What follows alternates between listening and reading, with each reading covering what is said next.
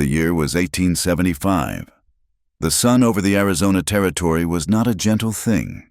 It was a hammer, a physical weight that beat down on the cracked earth and bleached the very life from the sky, leaving a pale, hazy blue that offered no comfort. It pressed on the shoulders of men and beasts, baked the dust into a fine, choking powder, and warped the wood of the few sorry structures that called themselves the town of Dry Valley. Dry Valley was less a town and more a pause in the endless, shimmering expanse of the desert. It consisted of a single, wide street of rutted dirt, flanked by a handful of buildings that seemed to be losing a slow, stubborn war against gravity and neglect. There was a livery stable that smelled of hot hay and manure, a general store with a sagging porch, a blacksmith's forge that was a dark, gaping mouth of heat, and the saloon. The saloon was the town's heart, if a town so desiccated could be said to have one.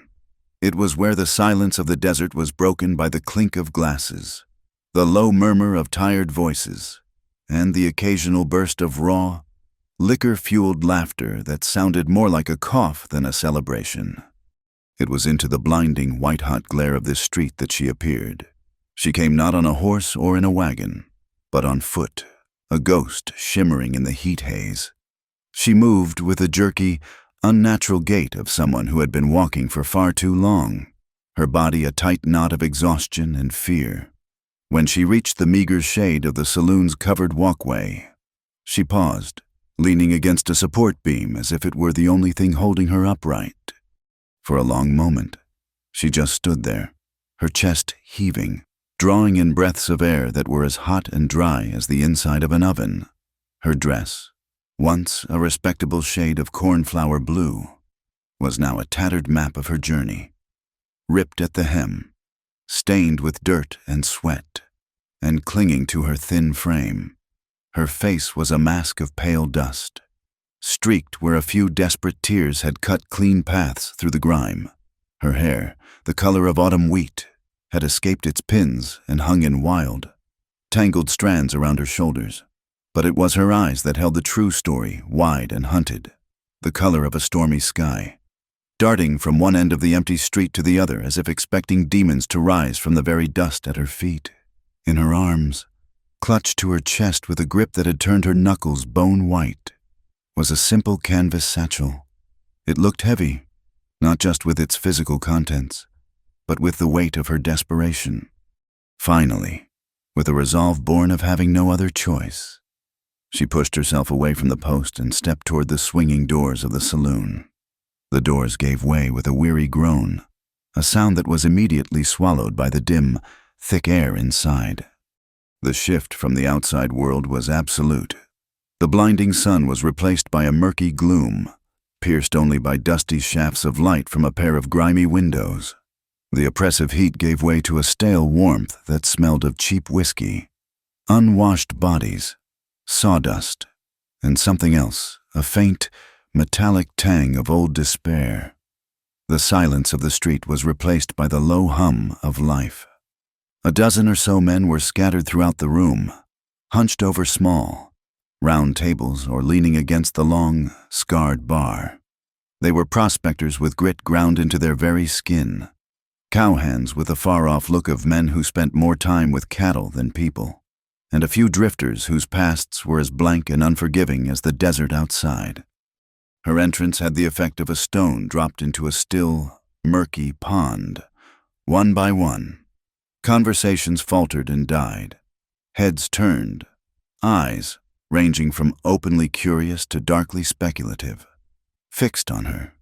A woman, alone and in such a state, was a rare and unsettling sight in a place like Dry Valley. They took in the torn dress, the wild hair, the panic in her eyes. A low whistle cut through the quiet. A man at the bar smirked, running a hand over his unshaven jaw as he sized her up. Another nudged his companion, a silent, crude comment passing between them. The air grew thick with their appraisal, heavy with unspoken questions and assumptions. She could feel their stares like physical things, crawling over her skin, stripping away what little dignity she had left. Her breath hitched in her throat, and for a terrifying second, She thought she might turn and flee back into the punishing sun, which suddenly seemed the safer option. But then she saw him. He was seated at a table in the far corner, the darkest part of the room, with his back to the wall. He was the only man in the entire saloon who had not looked up when she entered. The ripples of her arrival had reached his corner of the pond and stopped, breaking against the shore of his stillness. He did not seem to be ignoring the commotion so much as existing entirely apart from it. A half-empty glass of whiskey sat before him, its amber liquid catching a stray beam of light. He was nursing it slowly, his gaze directed down at the scarred tabletop. Though he didn't appear to be seeing it, he was a man built of long lines and quiet strength, dressed in practical, worn clothes, denim trousers faded at the knees, scuffed leather boots, and a dark brown duster that looked as if it had seen 1,000 miles of trail. His hat, a plain, dusty Stetson, rested on the table beside his glass. His hair was dark, the color of rich soil, and cut short. From across the room, she couldn't see his face clearly, but she could see the set of his shoulders, the way he held himself with a kind of profound calm that was more unnerving than the overt hostility of the other men. He was a rock in the middle of a babbling, muddy creek. The girl's name was June, and June, in that moment, made a decision that would change the course of her life. She was running on the last dregs of her strength, her fear a living creature clawing at the inside of her ribs.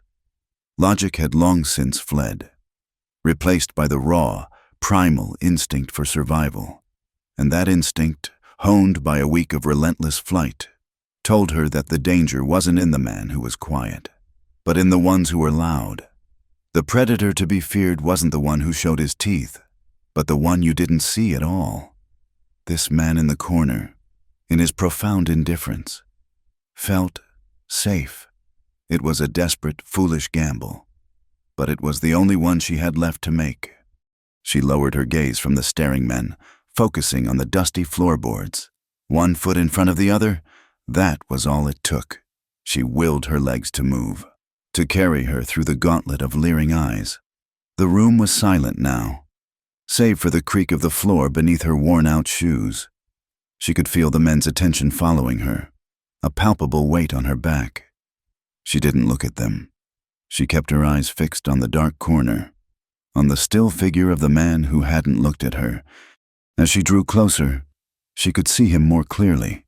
His face was weathered, browned by the sun, with fine lines etched at the corners of his eyes. It was not a handsome face in the way a city man might be handsome. It was a landscape, carved by wind and work and time. There was a scar, a thin white line that cut through his left eyebrow, giving him a perpetually serious expression. But his eyes, when he finally, slowly, lifted them from the table, were not what she expected. They were not hard or cold. They were a warm, deep brown, the color of river stones under clear water. Yet, they were also distant, holding a profound and unshakable loneliness that she recognized because she felt its twin inside her own chest. For the first time, a man looked at her and she did not feel like he was seeing a prize, a problem, or a piece of property. He simply saw her, and then, just as quickly, his gaze dropped back to his glass, dismissing her. She stopped at the edge of his table, her shadow falling across it. Her heart was a frantic drum against her ribs. She had to force the words from a throat that felt like it was lined with sandpaper. Her voice, when it came, was a barely audible whisper, fragile and cracked. "I need shelter," she breathed, the words lost almost as soon as they left her lips. She tried again, forcing more air from her lungs. Just for one night. The cowboy did not move. He didn't look up. The silence stretched, thick and suffocating. The other men in the saloon were leaning forward now, straining to hear. June felt a fresh wave of panic. Had she misjudged him? Was he just another kind of cruel? One who found sport in ignoring a woman's plea? She was about to turn away, to admit defeat, when he moved. It was not a sudden action. Everything about him was slow, deliberate. He raised his glass to his lips, drained the last of the whiskey in one swallow, and set the empty glass down on the table with a soft, definitive click. Then, he lifted his head and looked at her again. That gaze held her rooted to the spot. It was steady, unnervingly direct, and held no judgment. It was the gaze of a man who had seen too much of the world to be surprised by any of it. He didn't speak. He didn't ask who she was, where she came from, or who she was running from. He didn't ask a single question. Instead, Calder Boone simply gave a short, almost imperceptible nod. Then, in one fluid motion, he pushed his chair back, stood up, and placed his hat on his head, pulling the brim low. He reached into his pocket, tossed a few coins onto the table to cover his drink, and turned toward the door. He paused for only a second, his back to her, a silent command for her to follow. June stood frozen for a beat, her mind struggling to process the silent, unconditional acceptance. It was more than she had dared to hope for. A strangled sob of relief caught in her throat, but she choked it down. There would be time for tears later, maybe. With her satchel still clutched to her chest like a shield, she turned and followed the tall, silent cowboy out of the saloon, leaving behind a room full of stunned, whispering men and stepping back out into the unforgiving, blinding light of the Arizona sun. Calder Boone did not lead her to a horse. He simply started walking, leaving the pathetic excuse for a town behind them and heading out into the vast, open wound of the desert. His stride was long and economical, born of a life spent crossing immense distances. He didn't look back to see if she was following. He knew she was. A creature that desperate doesn't have the luxury of choice. June's world shrank to the back of his brown duster. It was a dusty, unwavering landmark in a sea of shimmering heat. The sun was relentless, a physical presence that beat down on her head and shoulders, stealing the moisture from her lips and the strength from her legs. The landscape they moved through was brutally beautiful, a place of harsh reds and bleached tans. Towering mesas of red rock stood like ancient, sleeping giants against the pale sky. The ground was a mix of sand, sharp gravel, and patches of dry, thorny brush that tore at the tattered hem of her dress. There was no softness here, no gentle green to rest the eye upon. Everything was sharp, baked, and hostile. This land was a mirror of the man she had run from. In a way, Alistair Finch. The name itself felt heavy and ornate, like the suffocatingly grand house in Philadelphia she had been forced to call home. Alistair was not a man of the sun and dust. He was a man of shadow and polished surfaces, of gaslight that cast deep. Ominous shadows in rooms filled with heavy mahogany furniture and thick velvet curtains that blocked out the world. His cruelty wasn't hot and immediate like this sun. It was a cold, patient thing, a slow freezing of the soul. The memory rose unbidden, brought on by the rhythmic crunch of Calder's boots on the gravel ahead. Her father, his face a mask of strained propriety, explaining the arrangement. Mr. Finch is a man of significant standing. June, this union will secure our family's future. He hadn't said your future. He had said our future. She had been a commodity, a piece of stock to be traded for financial security. She remembered the feel of the cold silk of her wedding dress, the dead weight of it on her shoulders. She remembered Alistair's hand, his fingers surprisingly thick and strong, closing over hers at the altar. It wasn't a lover's touch. It was the grip of ownership. Keep up. The voice was low and rough, like stones rubbing together. It was the first thing Calder had said to her. June flinched, her thoughts scattering. She realized she had slowed, her feet dragging. He had stopped a dozen paces ahead, his back still to her. He hadn't turned, but he knew. He knew she was faltering. The command wasn't unkind, but it wasn't gentle, either. It was a simple statement of fact. To stop here was to die. She forced her legs to move faster, the canvas satchel bumping heavily against her ribs. The weight of it was a constant, terrifying reminder of why she was here. It was so much more than a collection of clothes and stolen coins. Inside, nestled between her mother's worn Bible and a spare chemise, was the ledger. Alistair had been so meticulous. He prided himself on his organization, his attention to detail. It was the source of his immense wealth and the source of his power. He thought no one would ever look in the small, locked safe behind the painting of his grim-faced grandfather. He thought she, his pretty, decorative wife, was too stupid, too cowed, to ever even consider it. But she had seen things. A young housemaid, no older than 16, disappearing one night, her eyes wide with a terror June recognized all too well. A hushed conversation in the study. A visitor with a scarred face leaving with a heavy purse. Whispers of families in dire straits. Of daughters sent away to good positions from which they never wrote home. One night, fueled by a desperate, reckless courage she didn't know she possessed, she had picked the lock, and she had found it. The ledger, bound in dark green leather. Its pages filled with Alistair's precise, elegant script. It wasn't a record of his legitimate shipping business. It was a meticulous accounting of human lives, names of young women, their ages, the sums paid to their desperate families, and their destinations. It was a map of a hidden, rotten world that existed just beneath the surface of Philadelphia's high society, a network that dealt not in goods, but in girls.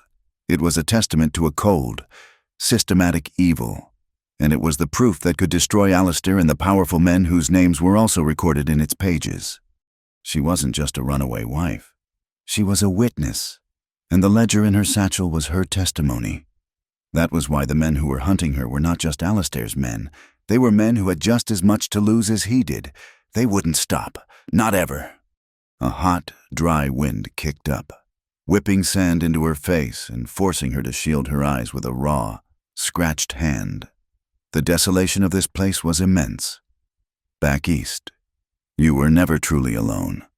There was always the sound of a distant train, the smell of coal smoke, the press of civilization. Here, there was nothing. Only the wind, the sun, and the silent man walking ahead of her. The loneliness was so profound it was almost a physical presence, a vast, empty ache in her chest that threatened to swallow her whole. Was this what freedom felt like? This terrifying, isolating emptiness? They walked for what felt like an eternity. The sun began its slow, merciless descent, painting the western sky in brutal streaks of orange and purple. The rocks glowed with an inner fire, and the shadows stretched out long and skeletal across the desert floor. June's body was a symphony of pain. Her feet were blistered. Her throat was raw, and every muscle screamed in protest. But she kept moving, her eyes fixed on Calder's back. He had become her entire world, her North Star in this alien landscape. He never offered her water, but when she stumbled and fell to her knees, choking back a dry sob, he stopped and waited. He didn't turn around or offer a hand. He just stood there, a dark silhouette against the dying sun, giving her a moment to gather herself. His patience, in its own silent way, was a form of kindness. He wasn't pushing her. He was simply leading, trusting she had enough will to follow. When she finally staggered back to her feet, he started walking again without a word. It was in that moment of quiet understanding that a fragment of her story slipped out. "My father," she said, her voice a hoarse croak. "He arranged it." The marriage. Calder gave no indication that he had heard her, save for a slight, almost imperceptible dip of his head. He didn't ask for more. His silence was a strange comfort. It wasn't empty. It was receptive. It was a vast, quiet space where she could place the broken pieces of her past without fear of judgment. "He told me it was my duty," she continued, speaking more to the empty desert than to the man. "Alistair, my husband. He was a respected man, wealthy, powerful." A bitter, humorless laugh escaped her lips, sounding like a cough. "He had a collection of beautiful things, and I was the prize piece." The memory of Alistair's study surfaced again. The way he would look at her across the dinner table, his eyes cold and appraising, as if measuring her worth. The nights he would lock her in a room, not in anger, but as a simple reminder of who was in control. His violence was rarely physical, not in a way that would leave marks that society could see. It was a methodical erosion of her spirit, a chipping away at her sense of self until she was nothing more than an elegant doll, existing only for his pleasure and his pride. The satchel felt heavier than ever. She clutched it tighter. "I took something," she whispered, the confession hanging in the dry air. "Something he wants back, something they all want back." This time, Calder stopped and turned to face her.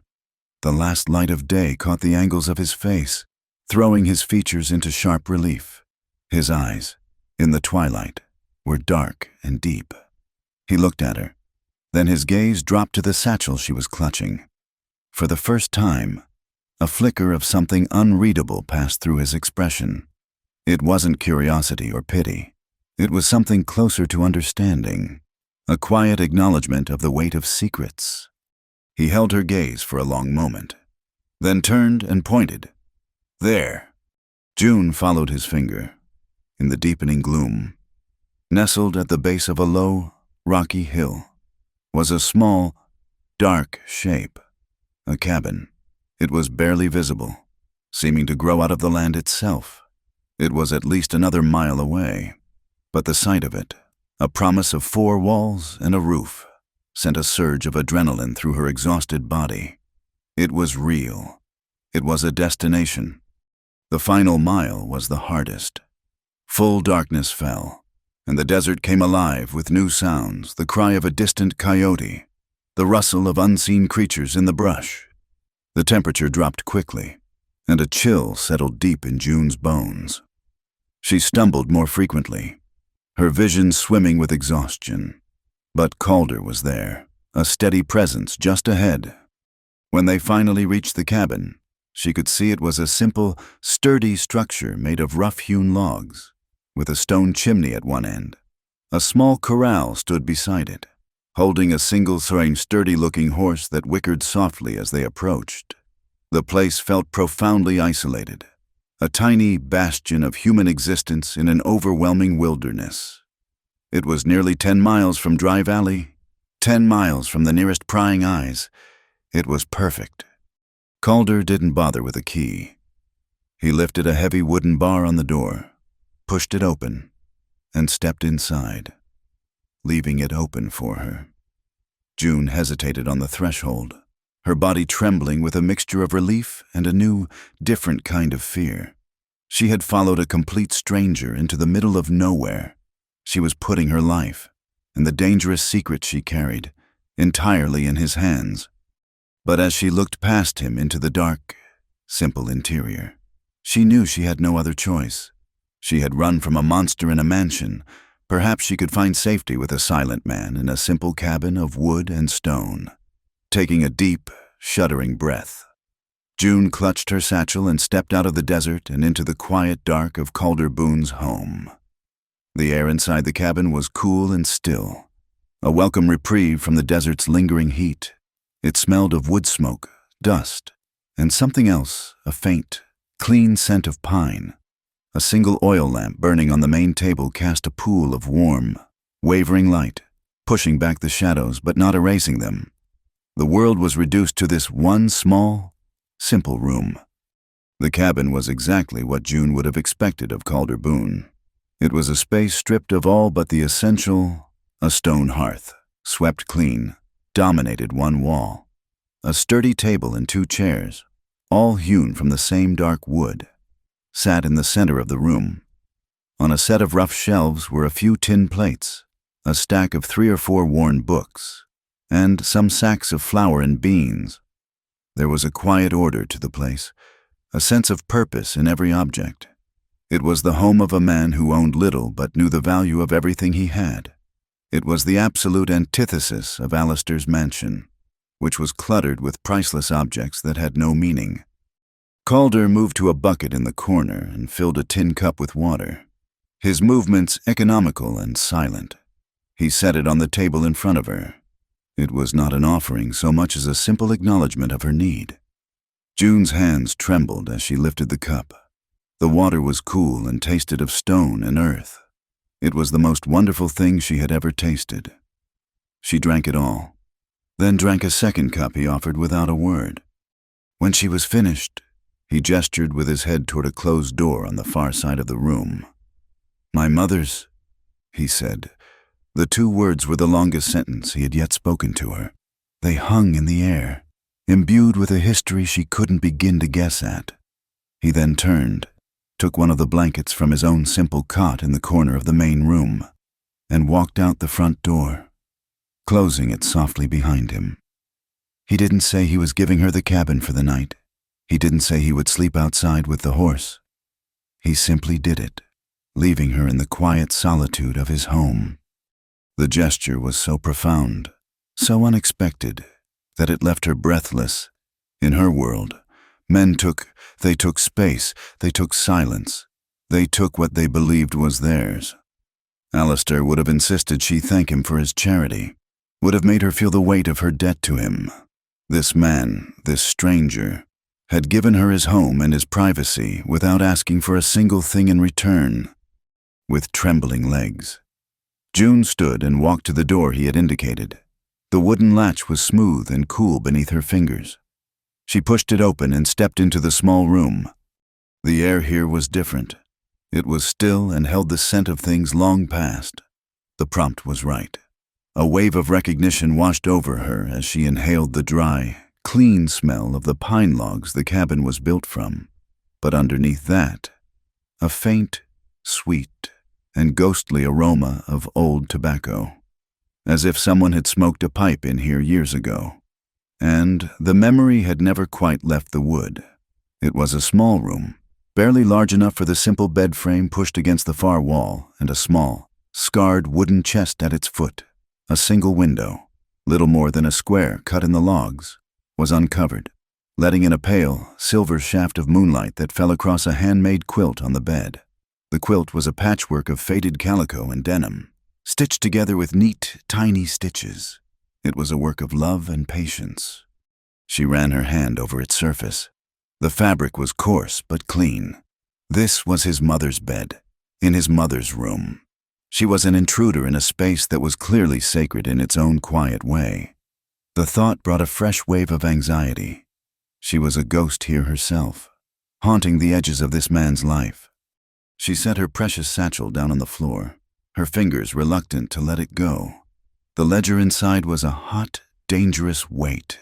It was the source of all her fear, but also her only hope. She couldn't leave it out. Looking around the spare room, her eyes settled on the wooden chest. After a moment's hesitation, she knelt and lifted the heavy lid.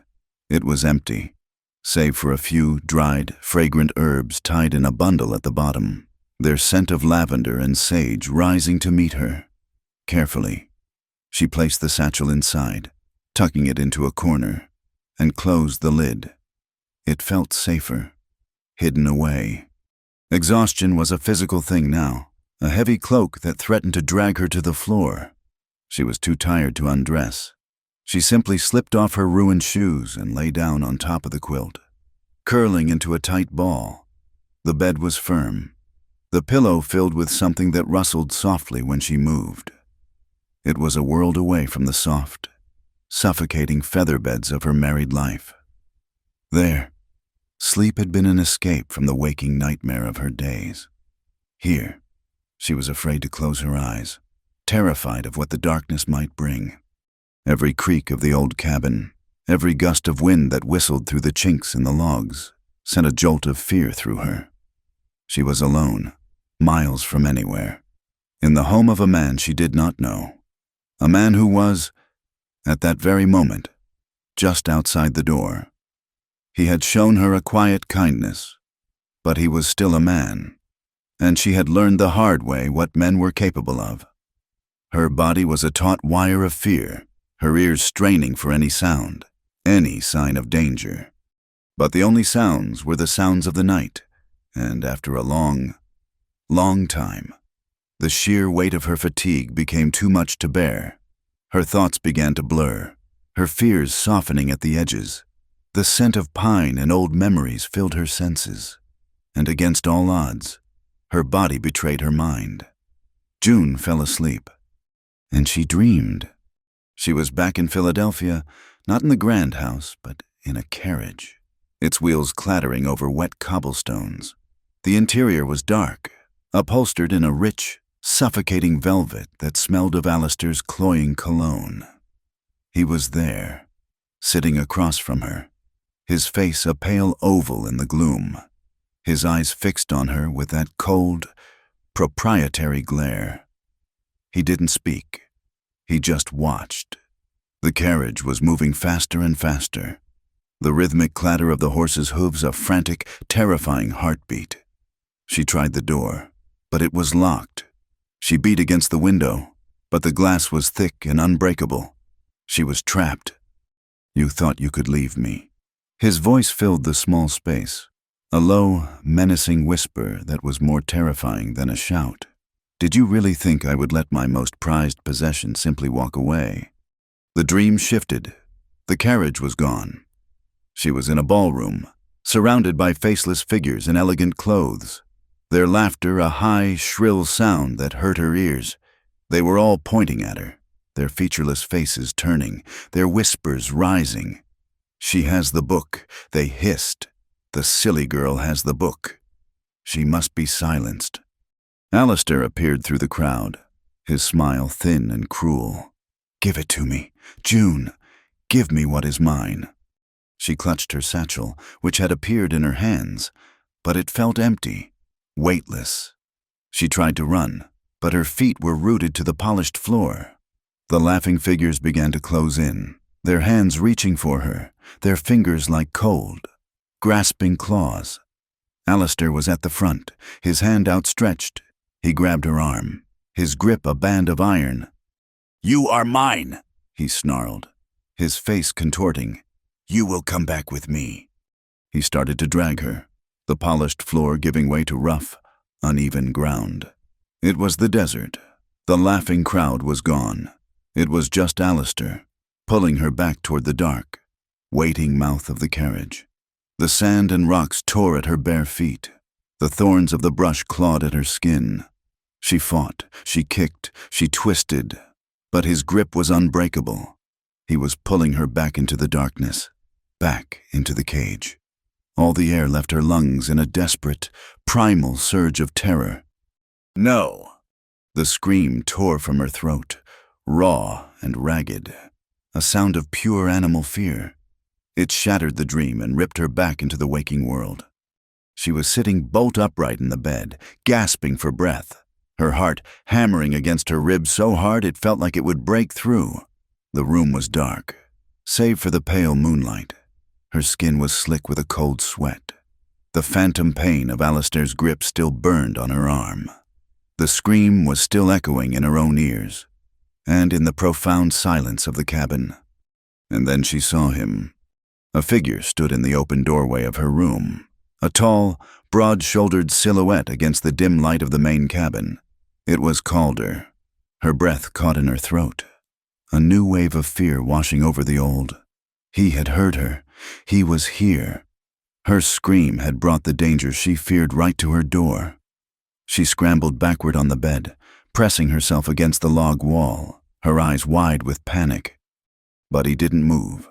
He just stood there, on the other side of the threshold, a silent, solid presence in the night.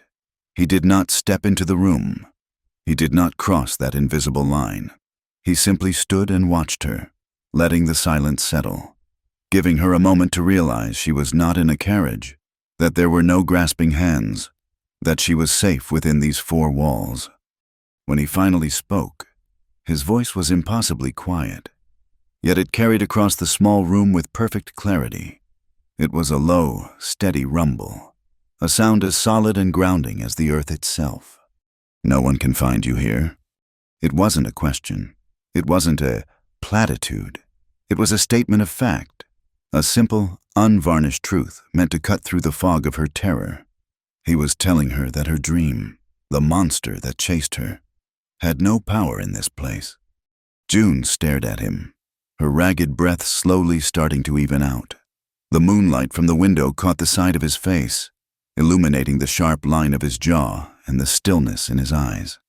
She had expected to see annoyance at being woken, or curiosity, or maybe even the cold appraisal she was so used to. She saw none of those things. What she saw in his gaze was a profound and unnerving calmness. There was no judgment in his eyes for her moment of weakness. There was no pity for her obvious terror, and she was suddenly, fiercely grateful for that. Pity felt like being seen as a broken thing, a helpless victim. Calder's gaze did not see her as a victim. It simply saw her. It was a look that acknowledged her fear without diminishing her, a look that accepted her presence, her past, her terror, all of it, without a single question. It was a quiet, solemn acknowledgement, a silent promise that was more powerful than any flowery vow of protection. In his eyes, she saw not a savior, but a witness, and in that moment, it was exactly what she needed. He held her gaze for a beat longer, his stillness a silent anchor in the turbulent wake of her nightmare. Then, with a slow, deliberate nod that seemed to say, "You are safe now," he stepped back from the doorway, melting back into the shadows of the main room. She heard the soft scrape of a chair as he sat down at the table, a silent sentinel standing guard over her sleep. June stayed sitting up for a long time, listening to the quiet sounds of the cabin. The terror of the dream finally receded, chased away not by comforting words, but by a quiet presence and a single, simple statement of truth. Slowly, she allowed herself to uncurl. She slid back down under the heavy quilt, its weight now a comfort rather than a burden. She turned onto her side, facing the door where he had stood.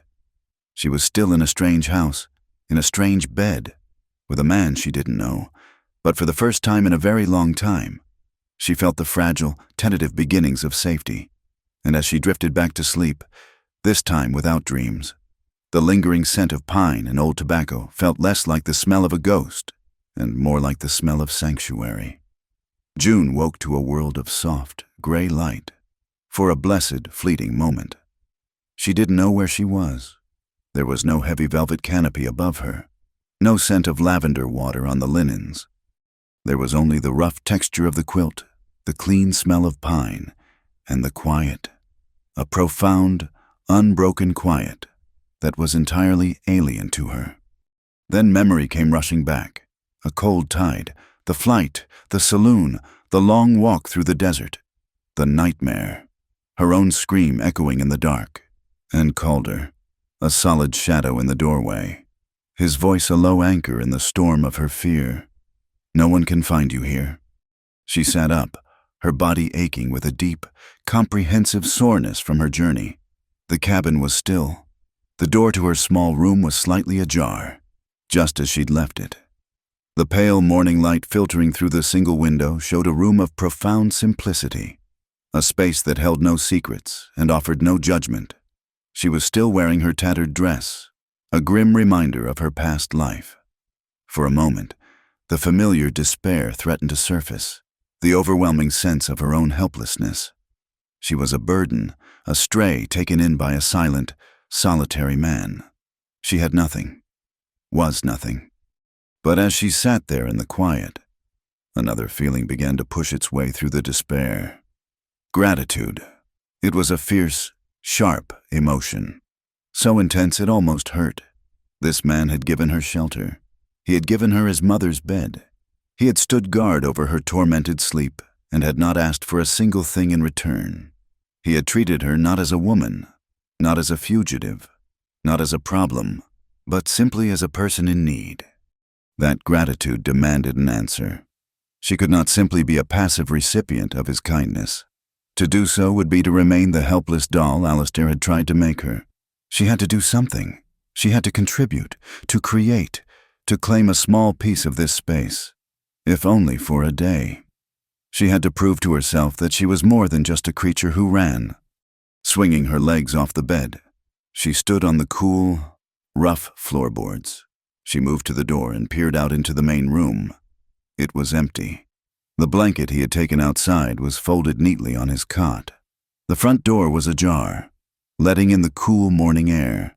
She could hear the rhythmic, solid thwack of an axe splitting wood somewhere outside, a steady, industrious sound that spoke of a day already begun.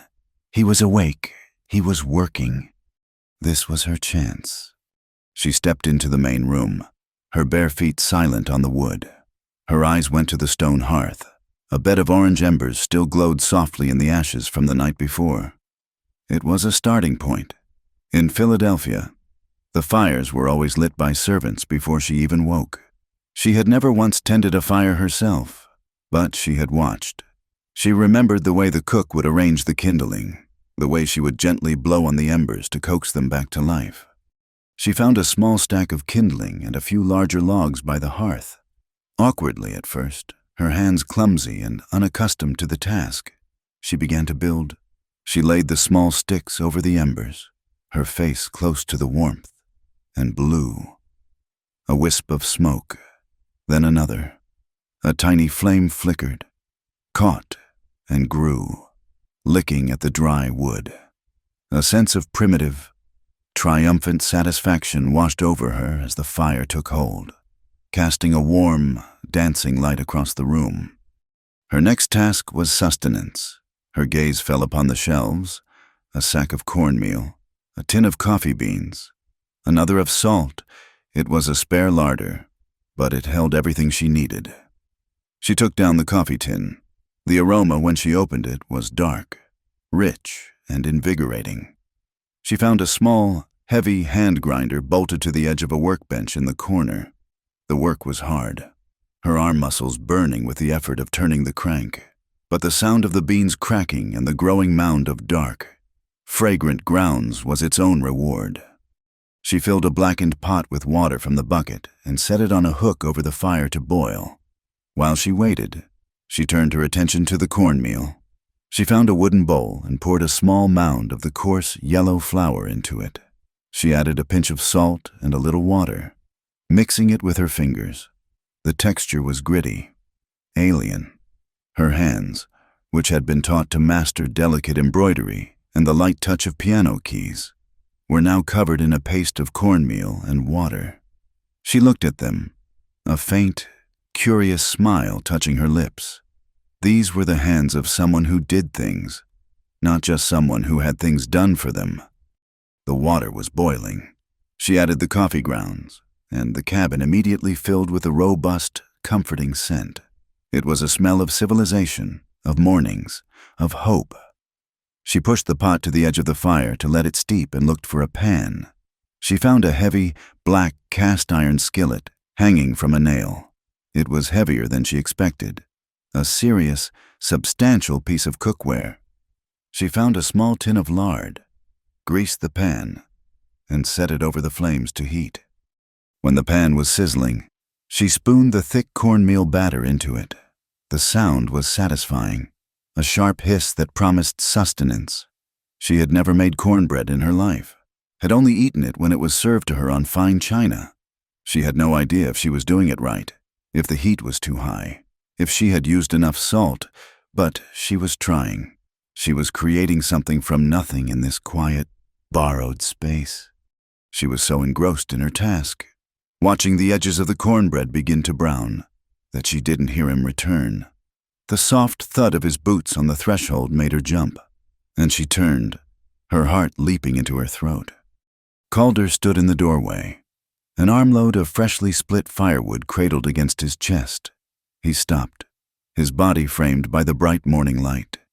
His eyes took in the scene before him, the crackling fire in the hearth, the pot of coffee sending steam into the rafters, the smell that had surely met him as he approached the cabin, and her, standing there by the fire, a smudge of flour on her cheek, her expression a mixture of apprehension and defiant pride. He didn't speak. His face, as usual, was an unreadable landscape. He simply looked at her for a long, silent moment. June's breath caught. She didn't know what she expected. A question, an order, annoyance at her for using his things without permission. Instead, he moved past her, his presence a warm, solid thing in the small cabin. He deposited the firewood neatly in the box by the hearth, then went to a wash basin in the corner. He poured water from the bucket and washed his hands and face, the splashing sound loud in the quiet room. He dried himself on a rough linen towel, all without a single word or glance in her direction. But his silence wasn't one of anger or indifference. It was something else. It was a silence of acceptance. He was giving her the space to finish what she had started. Her hands shaking slightly, she used a wooden spatula to flip the cornbread. It was a little darker than she'd intended on one side, but it held together when it was cooked through. She slid it onto one of the tin plates. She poured the dark, potent coffee into 2 tin cups. She set the plates and the cups on the small table, her offering. Calder turned from the wash basin and came to the table. He pulled out one of the chairs and sat down. He looked at the plate in front of him, the simple, slightly burnt circle of cornbread, and then he looked at her. June stood frozen, waiting for a verdict. He lifted his head, and his eyes met hers across the small table. He gave a slow, deliberate nod. It was a simple gesture, but it was filled with a meaning that words could never have conveyed. It was not just thanks. It was acknowledgement. It was respect for her effort. It was an acceptance of the gift she was offering. He did not ask about her nightmare. He did not ask who chased her, or why. He did not ask anything at all about her past. He simply accepted her presence in his present. She let out a breath she hadn't realized she was holding and sat down in the other chair. They sat by the fire, the early morning sun slanting through the open door. And they ate. The silence that settled between them was a different kind of silence than the day before. It was not the tense, uncertain quiet of 2 strangers. It was a comfortable, shared silence, filled with the small sounds of their meal, the scrape of a fork against a tin plate, the soft sip of hot coffee, the crackle and pop of the logs in the hearth. In her life with Alistair, meals had been elaborate, multi-course affairs filled with meaningless, brittle conversation. The clatter of silver against porcelain had been a constant counterpoint to the empty words, the veiled insults, the suffocating propriety of it all. Silence at Alistair's table was a weapon, a punishment. This silence was a balm. It was honest, it was real. June ate the cornbread, her own creation. It was humble, a little dry, but it was the most satisfying meal she had ever had. She drank the coffee. It was strong and slightly bitter, and it felt like it was putting strength back into her very bones. She watched the man across from her. He ate with a slow, steady appreciation, his gaze directed at his plate or at the fire. He was a man at peace in his own solitude. Yet he had allowed her to enter it, and she, in turn, had brought the small, simple ritual of a shared meal into his quiet life. No words were needed. Nothing needed to be explained. He was here because this was his home. She was here because she had nowhere else to go. He had offered sanctuary. She had offered sustenance. It was a trade, an agreement made without a single spoken word, in the quiet language of a shared morning fire, in the simple communion of strong coffee and warm cornbread. Something fragile and new was being built between them. Their shared presence, their mirrored silence, spoke more than any conversation ever could. For this one morning, in this small cabin in the vast and lonely desert, they were not alone. The days that followed fell into a rhythm, as quiet and steady as Calder Boone's own heartbeat. It was a rhythm dictated not by a clock on a mantelpiece, but by the rising and setting of the sun, the needs of the land, and the simple, repetitive tasks of survival.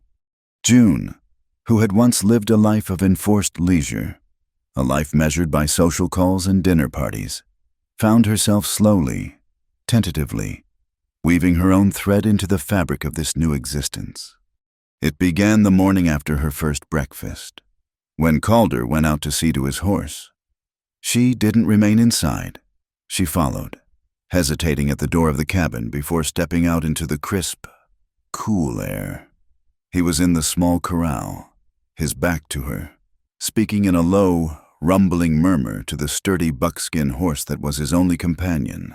The horse, she would learn, was named Dusty, a name as unadorned and practical as his owner. June did not approach. She simply leaned against the rough log wall of the cabin and watched. She watched the way Calder moved, with a fluid economy that wasted no motion. He checked the horse's hooves, ran his hands down its legs, his touch firm but gentle. He was a man in his element, a man whose quiet confidence came from a deep and abiding competence.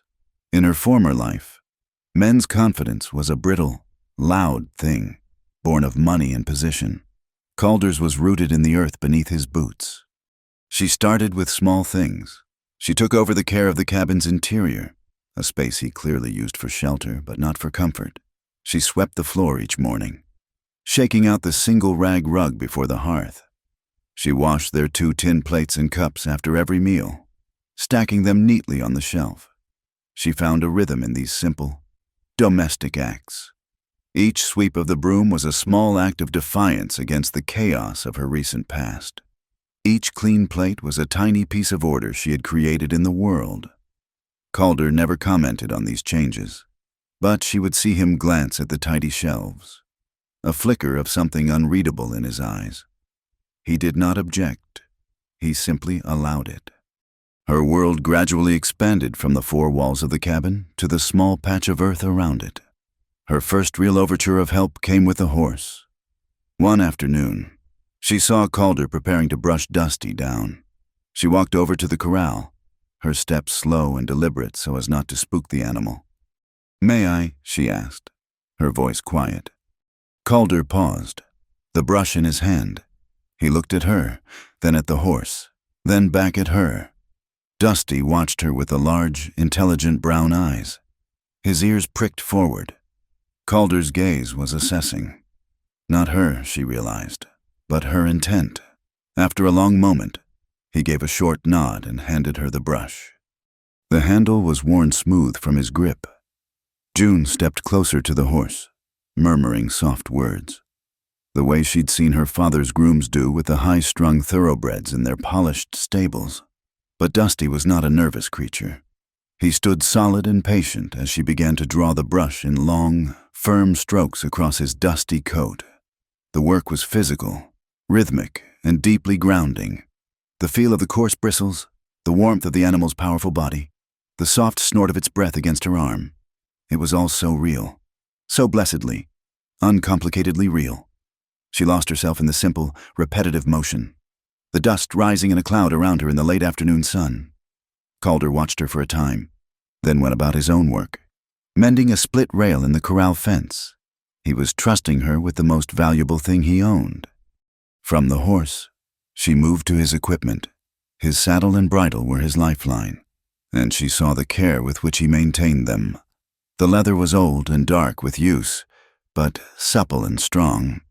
One evening, by the light of the oil lamp, he was working on a rein where the stitching had begun to fray. His large, calloused hands seemed clumsy with the small needle and all. "I can do that," she said, her voice barely above a whisper.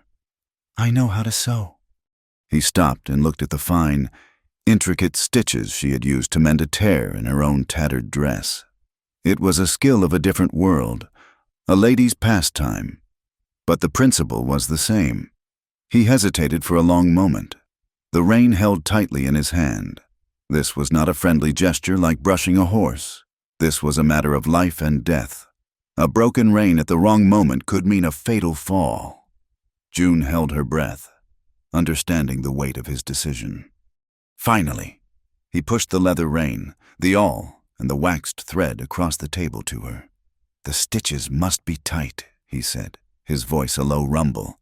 "And even—" "I understand," she replied. They worked in silence for the next hour. The only sounds, the soft hiss of the lamp and the rhythmic push-click of the awl through the tough leather. She bent her head to the task, her brow furrowed in concentration.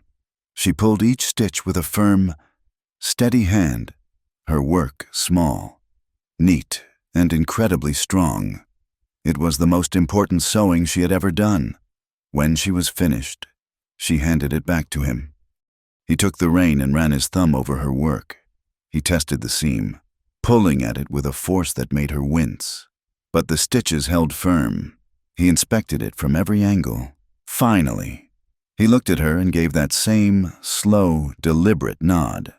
It was the highest praise she had ever received.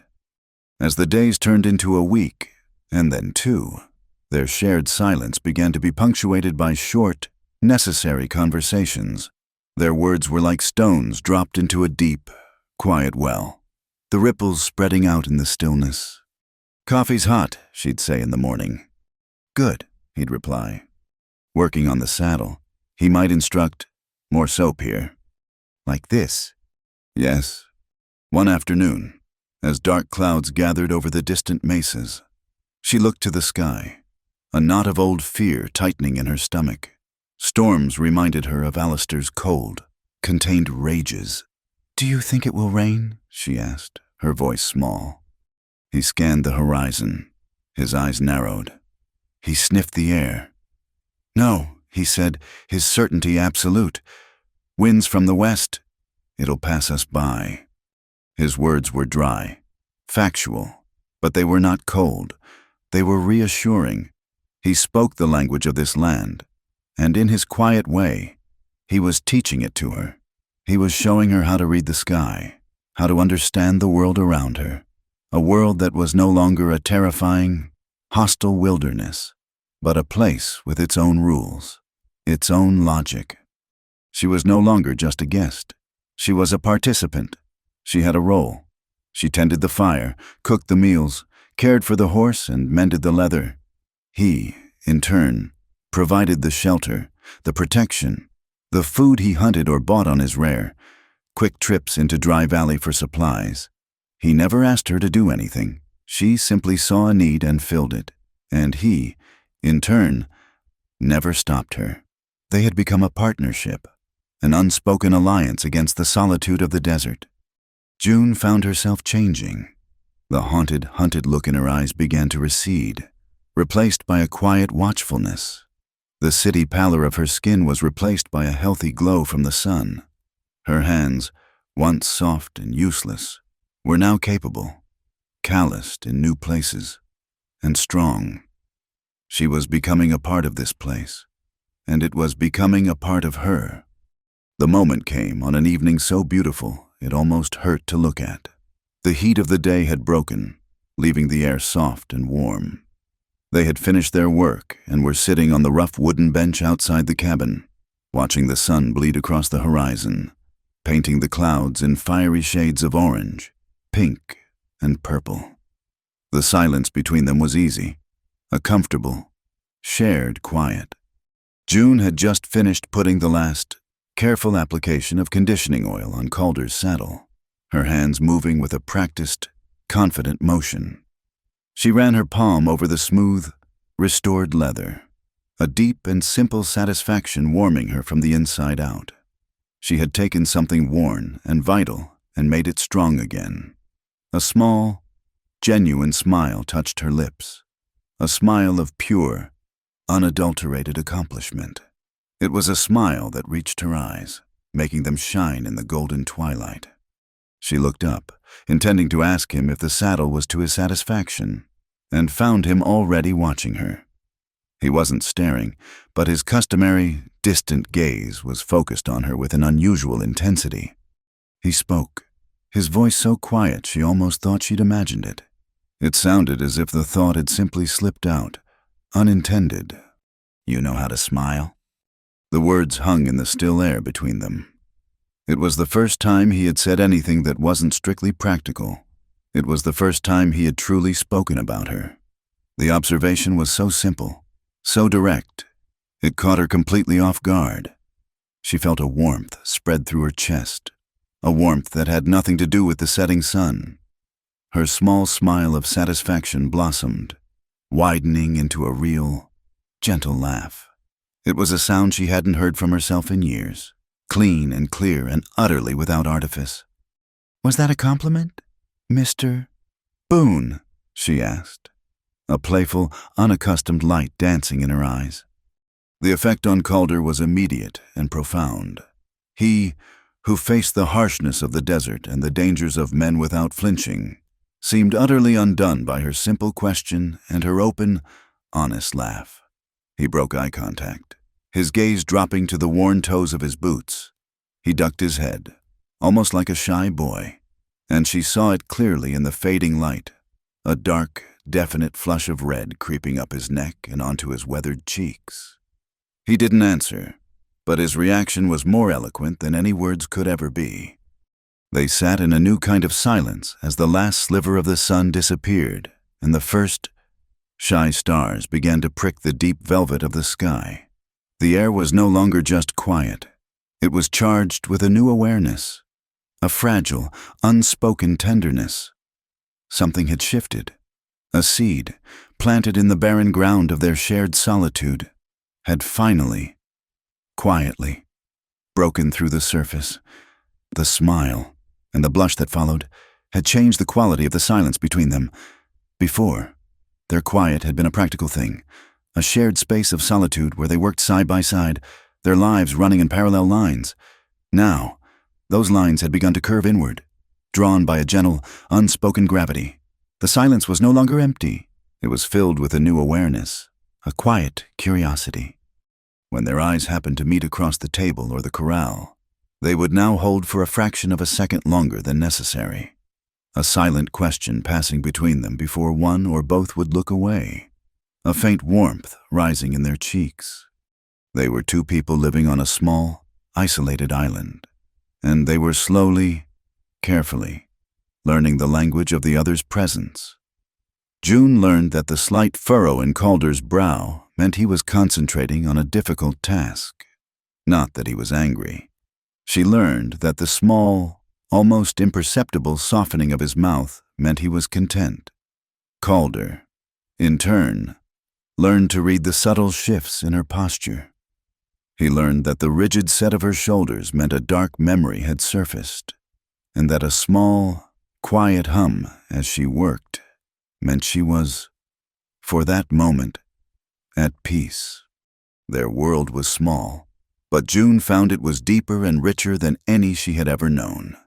She had begun to explore it, tentatively at first, and then with a growing sense of wonder. Her exploration began with a small stack of books on Calder's shelf. They were not the leather-bound volumes of poetry or the fashionable novels that had filled the sterile library in Philadelphia. They were practical, well-worn books, an almanac, a thin volume on the geology of the Arizona Territory, and a surprisingly detailed guide to the local flora, filled with hand-drawn sketches of cacti, desert flowers, and medicinal herbs. It was this last book that captured her. She would spend the long, hot afternoons, when the sun was too high for strenuous work, sitting on the shaded bench outside the cabin, the book open on her lap. She would slowly, carefully sound out the unfamiliar names of the plants saguaro, ocotillo, prickly pear.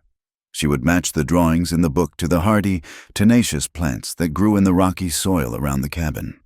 She was not just reading words on a page. She was learning the grammar of her new home. She was discovering that this harsh, unforgiving land, which had at first seemed so empty and hostile, was in fact teeming with a stubborn, resilient life. It was a life that, she was beginning to realize, mirrored the one that was slowly, tentatively, taking root inside of her. This particular afternoon was warmer than most, the air thick and still with a heat that shimmered above the red rocks. A lazy, droning buzz from some unseen insect was the only sound. June was completely absorbed in the book, her finger tracing the delicate lines of a drawing of a ghost flower, a plant the book described as so fragile it bloomed only at night and withered with the first touch of the sun. The description resonated with a part of her she thought had long since died. She was so lost in the world of the book that she didn't hear the cabin door open. She didn't hear the soft tread of his boots on the wooden porch. She only became aware of his presence when his shadow fell across the page, a cool, welcome interruption to the afternoon's glare. She looked up, a small, startled gasp escaping her lips. Calder stood before her, In his hand, he held one of their tin cups, a small plume of steam rising from its rim. He had never done this before. She had always been the one to prepare the coffee, the meals. His sustenance had been his own affair until she had taken it upon herself to change that. But he had never, in all the weeks she had been there, prepared something solely for her. He didn't speak. He simply held the cup out to her, his expression as quiet and steady as ever. But his eyes, she thought, held a new softness, a gentle light that was reflected in the warm afternoon sun. The gesture was so simple, so unexpected, and so profoundly kind that it made her throat tighten with an emotion she couldn't name. "I thought you might be thirsty," he said, his voice a low, quiet rumble. He had made her tea. She realized from the faint, herbal scent that reached her. He must have seen her studying the section in the book about brewing a calming tea from the desert chamomile that grew in stubborn little patches behind the cabin. He had noticed. He had paid attention. He had acted on that observation. "Thank you," she whispered, her voice thick. She reached out to take the cup, and that was when it happened. As her fingers closed around the warm tin, the back of her hand brushed against his. His hand was large, the skin rough and calloused from a lifetime of hard labor, of gripping reins and axe handles and ropes. Her hand, though no longer the pale, useless thing it had once been, was still softer, smaller. The contrast was a jolt, a sudden, sharp awareness of him not just as a presence, but as a physical, living, breathing man. It was the briefest of touches, accidental yet inevitable, but in the space of that fleeting contact, the world seemed to slow down, the lazy hum of the afternoon fading into a profound silence. Neither of them moved. Neither of them pulled away. Her fingers rested against the warm cup, her knuckles pressed lightly against his. She could feel the heat from his skin, a steady, living warmth that seemed to travel up her arm and spread through her entire body.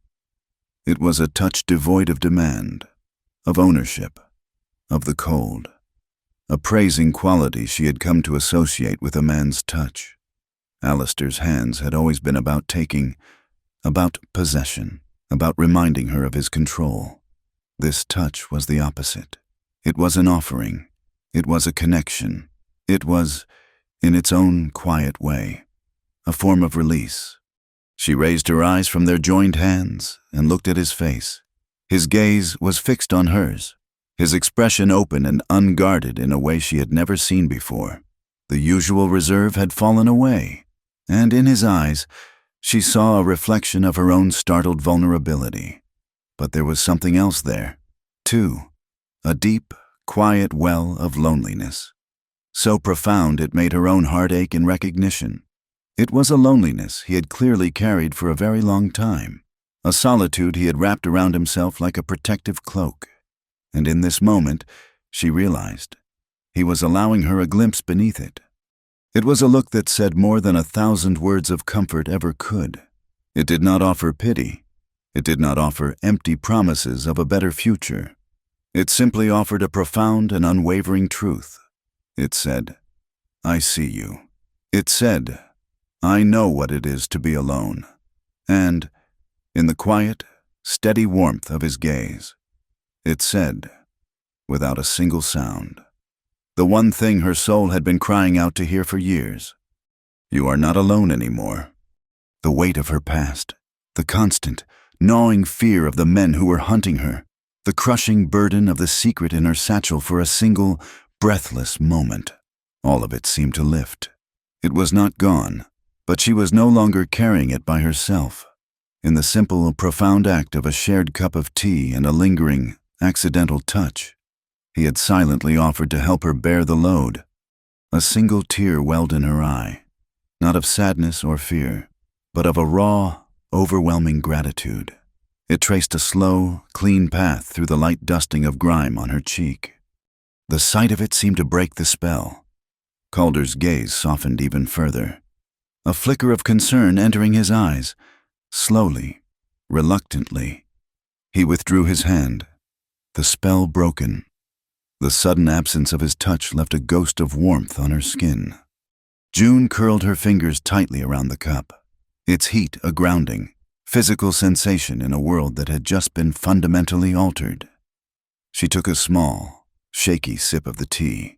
It was warm and fragrant, a taste of the earth, a taste of this place, a taste of his quiet, unexpected care. He didn't move away immediately. He stood before her for a moment longer, as if to assure himself that she was all right. Then, he gave a short, almost imperceptible nod, the same gesture of acknowledgement he'd given her on that first day in the saloon. But this time, it meant something entirely different. It was an affirmation of the new reality that had just been born between them. He turned and went back inside the cabin, leaving her alone on the porch with a book on her lap, the warm cup in her hands, and the lingering, transformative echo of his touch. The sun continued its slow descent. The lazy insect continued its drone. But for June, the world was no longer the same. The silence that returned was not empty. It was filled with the warmth of a shared moment, the promise of a shared solitude, and the quiet, revolutionary knowledge that she was, finally, truly, no longer on her own. The peace that had settled over the cabin was a fragile, living thing. It had been born in the quiet of a shared meal and nurtured by a lingering touch. In the days that followed that moment on the porch, the air between June and Calder was charged with a gentle, unspoken tenderness. A new rhythm had established itself, one of quiet glances, small, considerate gestures, and a shared solitude that no longer felt like loneliness. For the first time since she had fled Philadelphia, June had allowed herself to believe that she might actually be safe. She had begun to mistake the quiet of the desert for a promise of perpetual sanctuary. It was a mistake the desert itself would correct. The afternoon was bright and clear, the sky a vast, unforgiving blue. June was scrubbing a pot at the wash basin, the familiar, rhythmic work, a comfort to her. Calder was outside, near the corral, using an adze to shape a new handle for a shovel, the rhythmic thunk of the blade on wood, a steady beat in the otherwise silent day. The air was still, the sun warm on the back of her neck through the open cabin door. It was a day like any other, which is perhaps why the change, when it came, was so violent. The sound of the adze stopped. It was such a small thing, the cessation of a single, repetitive noise, but in the profound quiet of their world, it was as loud as a gunshot. June froze, her hands still in the soapy water, her head cocked. The silence that followed was not the peaceful silence of before. It was a dead, waiting silence, heavy with alarm. She dried her hands on her apron and moved to the doorway, her heart beginning a low, anxious thrum against her ribs. Calder was standing perfectly still, his back to her, the adze held loosely in one hand. He was staring out across the shimmering expanse of dry grass and red rock, toward the faint, dusty track that passed for a road nearly a mile away. June followed his gaze. At first, she saw nothing. Then, she saw it, a dark speck, something that glinted in the sunlight, something that was moving too smoothly, too deliberately to be an animal. It was kicking up a small, disciplined plume of dust. It was a carriage. A cold dread, sharp and absolute, washed over her, extinguishing the fragile warmth that had taken weeks to kindle. Carriages did not belong here. This was the territory of lone riders and weathered farm wagons. A fine, dark carriage, even from this distance, was an omen, a piece of her old world intruding upon the new. Calder turned his head, his profile stark against the bright sky. His jaw was set, the lines of his face carved from stone. He did not need to see her face to know the terror that was gripping her. "Go inside," he said. His voice was not the quiet, gentle rumble she had grown used to. It was flat, hard, and stripped of all emotion. It was the voice of a man preparing for a fight. She didn't argue. She backed into the cabin, her eyes still fixed on the approaching speck. It was growing larger, resolving itself into the unmistakable shape of a closed carriage pulled by two dark horses. Calder followed her in, closing the door firmly behind him, plunging the cabin into a dim, sudden twilight. The change was jarring, as if the sun itself had been extinguished. "The rug," he said, his voice a low command. He strode to the center of the room, to the worn bearskin rug that lay before the hearth. June, her mind numb with a disbelieving horror, could only stare. He kicked the edge of the rug back, revealing a dark square of wood set flush with the floorboards, a small, recessed iron ring in its center, a trapdoor. He hooked his fingers through the ring and pulled. The door lifted with a low groan, revealing a square of absolute, bottomless black, a smell of cold earth, damp stone, and old, dead fires wafted up from the hole. It was a grave. "Down," he said, looking at her, his eyes dark and urgent. "It's the old coal cellar. Stay on the ladder. Don't make a sound. Not for anything. Do you understand me?" June. The sound of her name on his lips, spoken with such grim intensity, finally broke through her paralysis. This was real. They were here, after all this time, after all her desperate miles. They had found her. She nodded, unable to speak, her throat closed tight with fear. She looked at the black hole, a primal fear of the dark, of enclosed spaces rising in her. But the fear of what was coming in the carriage was infinitely greater. He took her arm, his grip firm but not painful, and guided her to the edge. "Go on, quickly." Her foot found the top rung of a rough wooden ladder. She descended, the darkness swallowing her, the cold air seeping into her clothes. She could hear the carriage now, the rhythmic beat of the horses' hooves, the crunch of the wheels on the dry, gravelly soil. It was a sound from her nightmares, made real. When her feet were a few rungs down, she stopped, looking up at him. He was a dark silhouette against the dim light of the cabin, a guardian at the gates of her tomb. His face was a mask of grim resolve. "Calder," she whispered, the name a desperate plea.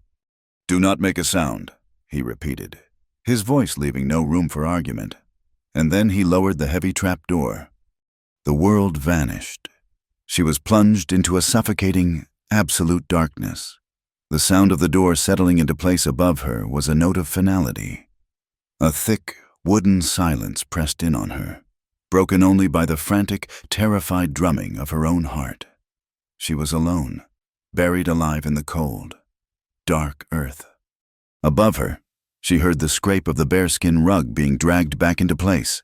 Then, silence. A few seconds later, the crunch of boots on the gravel just outside the cabin door. 3 sets of them. They stopped. The world seemed to hold its breath. Bam! Bam! Bam! The sound of a heavy fist pounding on the wooden door was a physical blow, a violent, percussive shock that seemed to travel through the floorboards and up the ladder into her bones. June flinched, stifling a cry, her hands gripping the rough wood of the ladder so tightly her knuckles ached. A voice, sharp and laced with an Eastern accent that was both familiar and terrifyingly out of place. "Cut through the air. We know someone's in there. Open this door." June heard the soft creak of a floorboard directly above her as Calder moved to the door. She heard the heavy bar being lifted. She heard the door swing open with a low groan.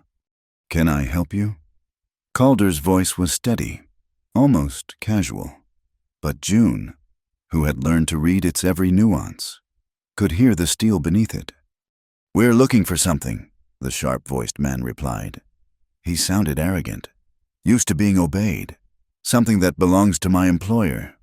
Something that was taken by his wife." June's blood ran cold. His wife. The words were a brand, a claim of ownership that reached across a continent to find her in this dark hole. "You've got the wrong place," Calder said, his voice flat. "No one here but me." There was a moment of silence. June could picture the scene in her mind. Calder, tall and immovable, blocking the doorway, and facing him. The men she had been fleeing for weeks. They were not cowboys or drifters. They were city men, enforcers, their fine black coats now covered in the dust of the trail, their faces hard and cruel. "Is that so?" the leader said, his voice dripping with condescending disbelief. "A pretty little thing. She is. Blonde hair, scared eyes, answers to the name June. You're telling me a woman like that hasn't passed through here? We have it on good authority she came this way. There's a handsome reward for anyone who helps us find her." "I've seen no one," Calder repeated. The words were stones, hard and impassive. "Maybe the reward isn't enough," another voice chimed in. This one rougher, meaner. "Maybe we need to persuade you." "I think," the leader said, his voice dangerously soft, "that you're lying. A man like you, living out in this God-forsaken dust bowl. You wouldn't turn down that kind of money without a good reason, and I can think of only one reason." There was a pause, and June could feel the man's unseen smile. "So let's try this again. Where is she?" "This is my home." Calder's voice was lower now. A dangerous rumble. "You've got no business here. It's time for you to leave." "I don't think so," the leader snapped, his patience clearly gone. "Silas, Jack, persuade the man to let us in. Check every inch of this hovel." What happened next was a chaotic explosion of sound. There was a sudden scuffle, the grunt of effort, the sharp, ugly thud of a fist connecting with flesh. A man cried out in pain and surprise. June's heart leaped into her throat. She could hear Calder, not a shout, but a low, guttural roar of exertion. There was a crash, loud and splintering. As the table and chairs went over, the sounds were terrifyingly abstract, filtered through the thick wooden floorboards. She couldn't see. She could only hear and imagine. She pictured Calder, one man against three, fighting with a desperate, cornered strength. She heard another blow, heavier this time, followed by a grunt of pain that she knew, with a sickening certainty, was his. His words echoed in her mind. "Don't make a sound, not for anything." She pressed her face against the cold, damp wood of the ladder, her body trembling uncontrollably. Every instinct screamed at her to climb out, to help him, to give herself up to stop them from hurting him. He was being hurt because of her. He was fighting for her. But she was frozen, trapped in the dark by her promise and her own debilitating terror. Another crash, this time the sound of shattering pottery. One of the men swore, a vile, ugly word. "Stubborn devil, ain't he?" the rough voice said, breathing heavily. "Hold him," the leader commanded. "Just hold him. We'll find her. She can't have gone far." June heard a struggle, the scrape of boots on the floorboards as Calder was presumably pinned, or held down. The sounds of a frantic, violent search began. She heard the heavy chest in a room, his mother's room, being thrown open, its contents scattered. She heard them tearing the blankets from her bed, from his cot. They were violating his home, his life, tearing apart the sanctuary he had so freely given her. "She's not here," one of them grunted. "Check the hearth behind any loose stones," the leader ordered. The sounds grew closer, moving around the space directly above her head. The floorboards creaked under the weight of their impatient, searching steps. A boot heel came down inches from her face, separated only by a layer of wood and dirt.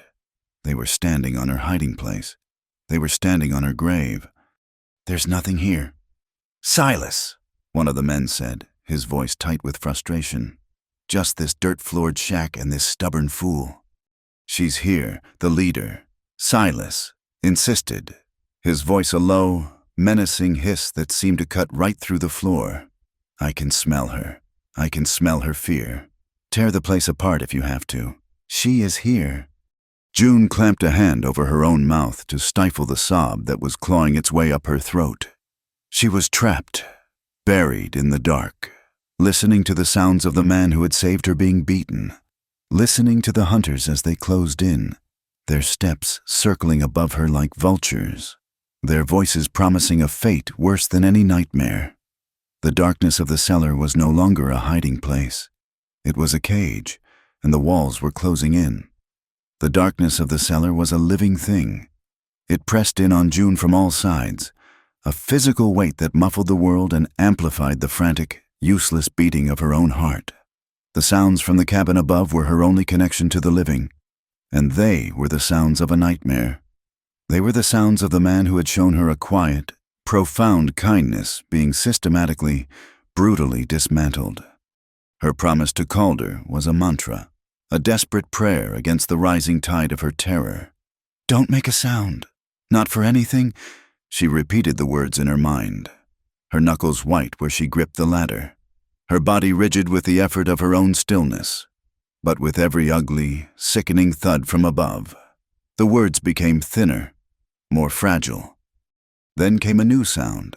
It was not the crash of furniture or the thud of a fist. It was a wet, heavy smack, followed by a low grunt of pain from Calder that was different from the others. It was not a sound of struggle.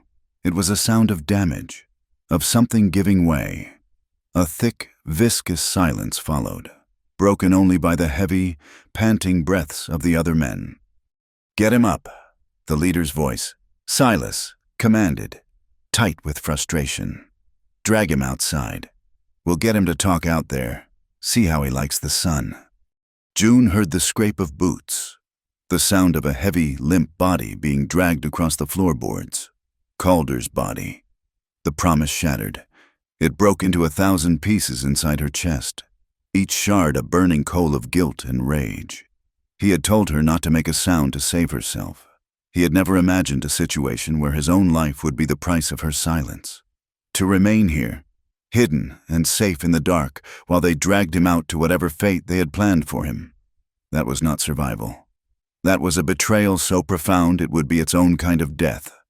The runaway girl who had stumbled into Dry Valley would have stayed hidden, but the woman who had learned to smile again, the woman who had felt the warmth of a shared cup of tea, the woman whose hand he had held for a single, transformative second, that woman could not. Slowly, with a stealth she did not know she possessed, she began to climb. Each movement was deliberate, her bare feet finding the rungs of the ladder without a sound. When her head reached the top, she paused, listening. The men were at the doorway, their backs to the center of the room, their attention focused on getting Calder's dead weight through the opening. With infinite care, she pushed up on the trap door.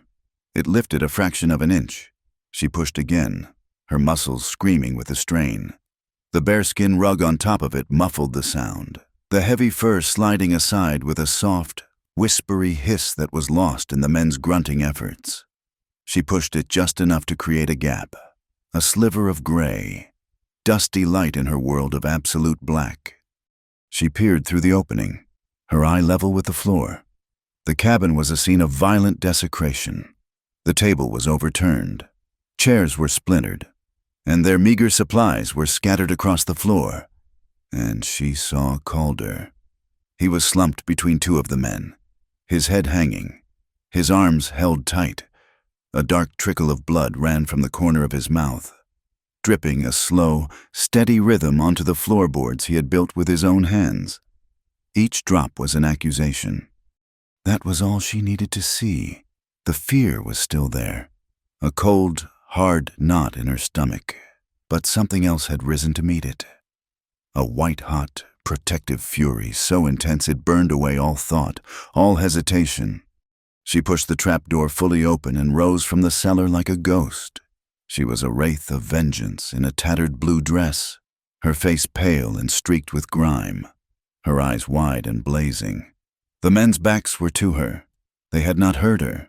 They had not seen her. Her eyes scanned the wrecked room, searching, and then she saw it, hanging from a wooden peg beside the cold hearth, where he kept his hunting tools, was his gun belt, and in the worn leather holster was an old Colt revolver. It was dark and heavy, a piece of him, a tool of his solitary, dangerous life. She moved across the room, her bare feet making no sound on the dusty floor. She lifted the revolver from its holster. The weight of it shocked her.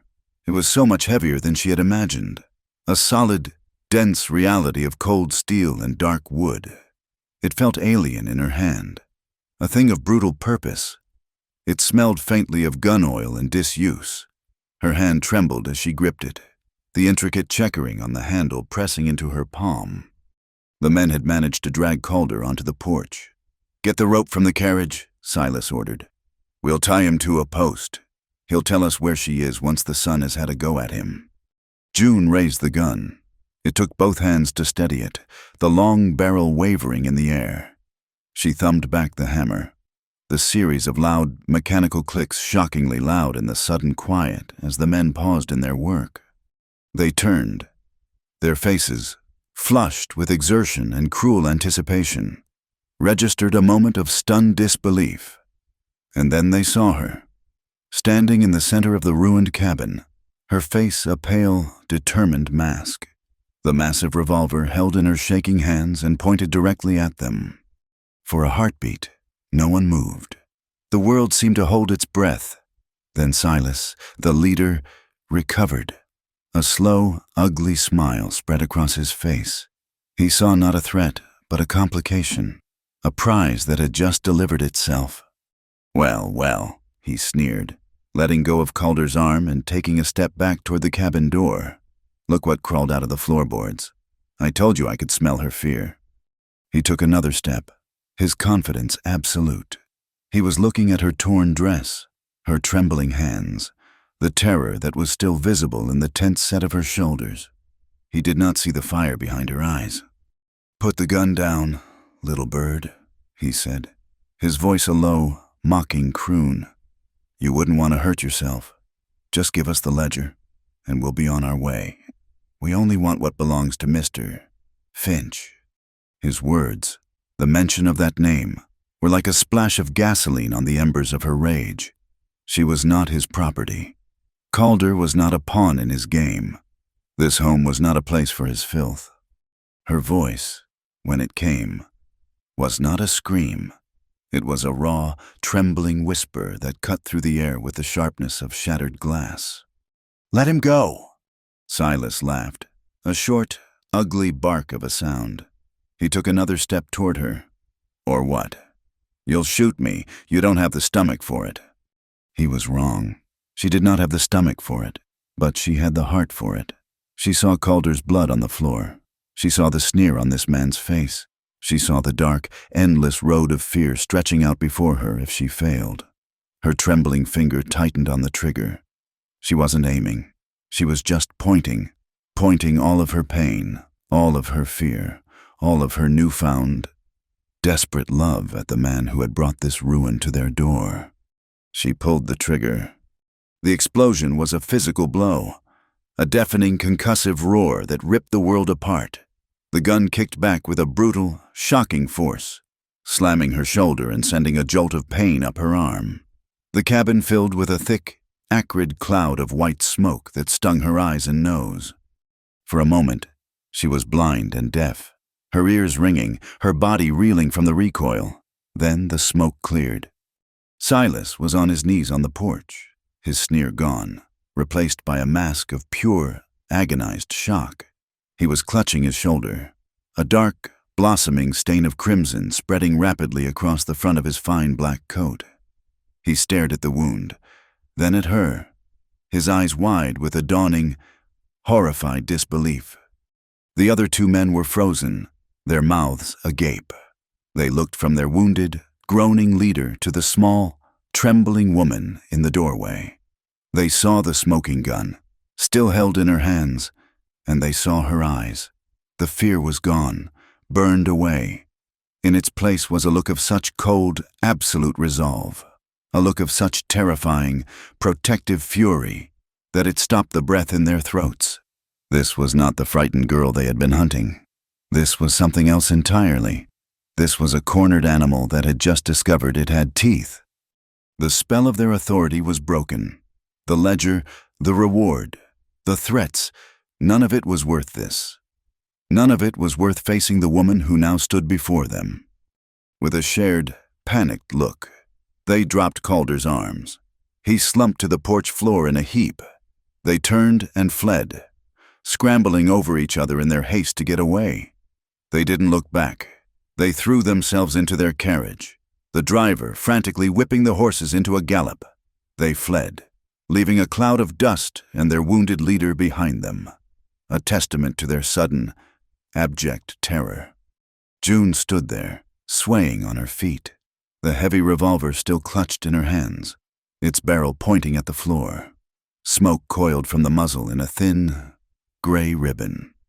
The cabin was silent, save for her own ragged, gasping breaths, the piteous groans of the man bleeding on her porch, and the slow, steady drip, drip, drip of Calder's blood onto the sun-bleached wood. The world came back into focus slowly, through the ringing in her ears and the acrid haze of gunpowder. The first thing June became aware of was the impossible weight of the revolver in her hands. A moment ago, it had been an extension of her will, a conduit for her rage. Now, it was just a heavy, ugly piece of metal, a tool for killing, a thing she had used. A violent, full-body tremor seized her, starting in her hands and spreading through her arms to her very core. The gun clattered from her nerveless fingers, hitting the wooden floorboards with a sound that was shockingly loud in the sudden, ringing silence. The noise broke the spell. On the porch, Silas, the man she had shot, was attempting to push himself up, his face a ghastly, sweat-slicked mask of pain. He was groaning, a low, pitiful sound.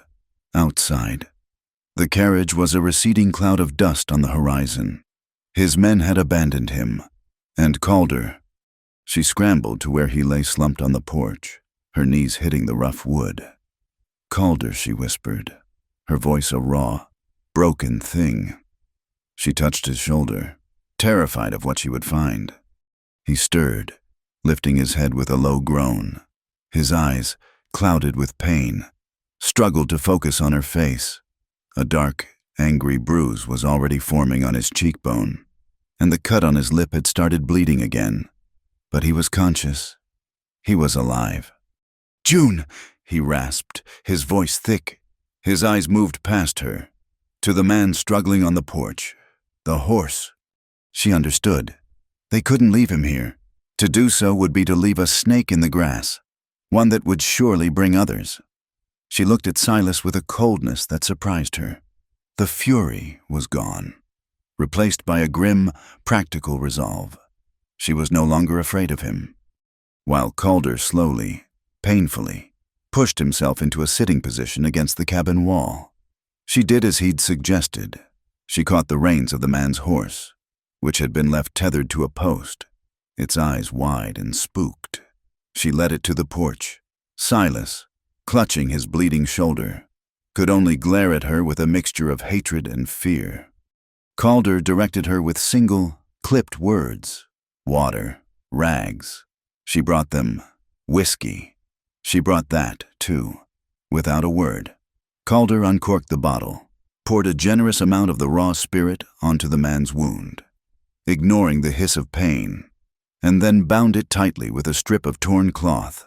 It was a rough, functional piece of field medicine, meant not to heal, but to allow the man to travel. "Get on your horse," Calder said, his voice flat and hard. "Ride east. If I ever see your face in this territory again, she won't miss." The man struggled to his feet, his good arm holding his wounded one. He looked at June, at her pale, set face, and the last of his arrogance seemed to crumble. He saw what Calder meant. He saw the woman who had pulled the trigger. Without another word, he mounted his horse and rode away, a hunched, defeated figure vanishing into the vast indifference of the desert. When he was gone, the silence that fell was profound. The adrenaline that had sustained June through the ordeal drained away, leaving behind a deep, shaking exhaustion. She turned to Calder, who was now leaning heavily against the doorframe, his face pale beneath the bruises. The sight of his injuries, of his weariness, all suffered for her, brought the tremors back with a vengeance. "Come inside," she said, her voice shaking. "Let me see to you." She helped him into the cabin, her arm around his waist, his solid weight leaning on her. The sight of the wrecked interior was a fresh blow. Their quiet sanctuary was a ruin. a testament to the violence that had shattered their peace. But there was no time for despair. She guided him to one of the few upright chairs and gently pushed him down. Her hands would not stop shaking. She filled the basin with fresh water, but some of it sloshed over the sides. Her control gone. She took a clean rag, her movements jerky and uncoordinated. She knelt before him, her heart pounding a frantic, painful rhythm against her ribs. "This might sting," she whispered, her voice catching. She dipped the cloth in the water, her hands trembling so badly she could barely hold it. As she brought the damp cloth to the cut on his lip, he reached up and covered her hand with his. His was large and warm, his grip gentle but firm, stilling the violent tremor in hers. He didn't speak. He just held her hand there for a long moment, his thumb stroking the back of it, his eyes looking directly into hers. It was a simple, grounding touch, a silent acknowledgement of the storm that was raging inside her. He was the one who was injured, yet he was comforting her. Finally, he released her. Her hand, though still trembling, was steadier now. With infinite care, she began to clean the blood from his face. She was closer to him than she had ever been, the space between them filled with the scent of dust, sweat, and the faint, metallic tang of blood. She could see the fine lines etched around his eyes, the tired slump of his shoulders, the deep, aching pain he was trying to hide. She worked in silence, her fear slowly being replaced by a fierce, tender focus. Every gentle dab of the cloth was a prayer of thanks, every careful movement an apology. She cleaned the cut and saw that it was not deep. She examined the bruise on his cheek, her touch as light as a butterfly's wing. He sat with a profound stillness, his eyes never leaving her face. He accepted her care with a quiet grace that was more intimate than any embrace. He was letting her in, letting her see his pain, his vulnerability.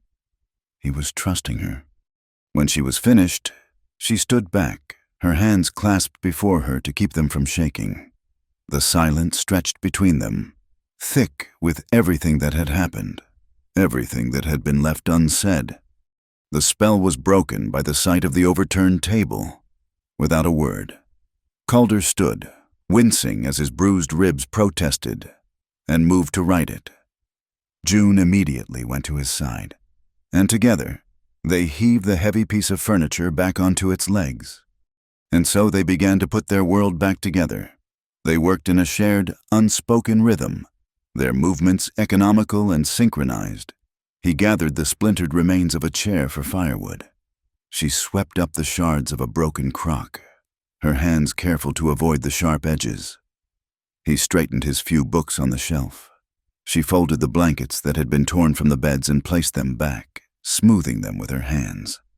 They did not speak. They did not need to. Every shared action was a sentence, a paragraph, a chapter in a conversation that was happening on a level far deeper than words. With every object they returned to its proper place. They were reclaiming their home.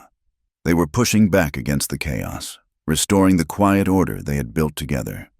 They were proving to the ghosts of the violent men that this space was theirs, and that they would not be broken. As the sun began to set, casting long, deep purple shadows across the desert, a fragile peace settled over the cabin once more. The room was tidy, the wreckage cleared away. A fire burned low in the hearth, its gentle crackle a comforting sound, but the silence had changed again. It was no longer the easy, comfortable silence of the past weeks. It was a heavy, waiting silence, filled with the raw, unspoken emotions of the day. June could still feel the phantom kick of the revolver in her shoulder. She could still hear the deafening roar, still smell the acrid smoke. She had fired a gun. She had shot a man. She had not killed him, but she had crossed a line she never thought she would approach. A part of the terrified, fleeing woman had died today, and in her place was someone she did not yet recognize, someone who carried the heavy weight of a violent act. She looked over at Calder. He was sitting by the fire, staring into the flames, his face a mask of weary contemplation. He had been willing to endure a beating, perhaps even death, to protect her, and she, in turn, had been willing to commit violence to protect him. The debt between them had been paid and repaid, until it was no longer a debt at all. It was something else entirely, a bond, forged in silence, tested by violence, and sealed in blood. Night fell. The cabin was a tiny island of warm, golden light in a vast, dark sea.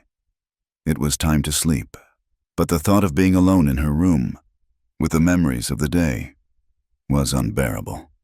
Calder rose from his chair, his movements stiff.